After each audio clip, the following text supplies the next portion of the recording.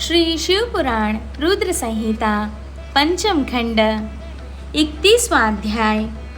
शिवजी द्वारा देवताओं को आश्वासन। सनत कुमार जी बोले, हे महामुने, इस प्रकार देवताओं की करुणा प्रार्थना और अनुनय विनय सुनकर त्रिलोकीनाथ भगवान शिव बोले, हे श्रीहरि, हे ब्रह्मा जी और अन्य सभी देवताओं, मैं दैत्यराज शंखचूड़ के विषय में सब कुछ जानता हूँ।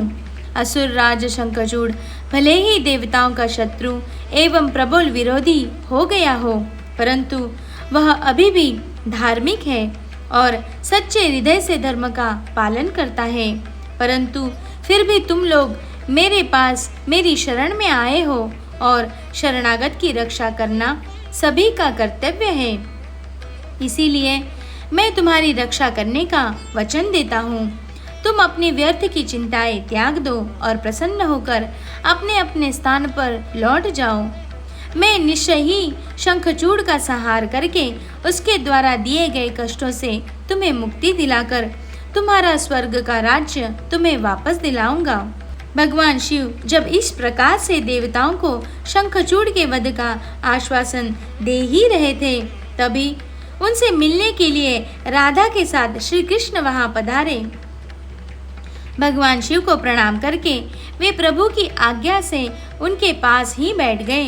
श्री कृष्ण और राधा ने महादेव जी की मन ही मन में बहुत स्तुति की। जब भगवान शिव ने उनसे उनके आने का कारण पूछा, तब श्री कृष्ण बोले, हे कृपा निधान दयानिधि, आप तो सब कुछ जानते हैं। आप ही इस जगत में सनाथ है।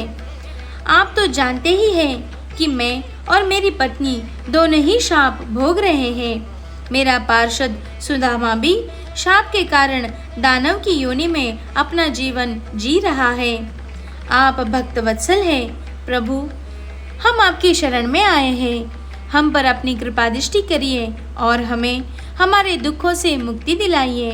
भगवान, अब हमें इस शाप से मुक्ति दिलाइए। भगवान श्री कृष्ण की इस प्रार्थना को सुनकर देवादिदेव महादेव जी बोले, हे कृष्णा, आपको डरने की कोई आवश्यकता नहीं है। निश्चय ही आपका कल्याण होगा।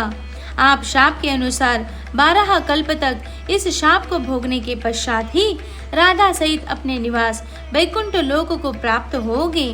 आपका सुदामा नामक पार्षद इस समय दानव योनि में शंखचूड़ के रूप में सभी को दुख दे रहा है।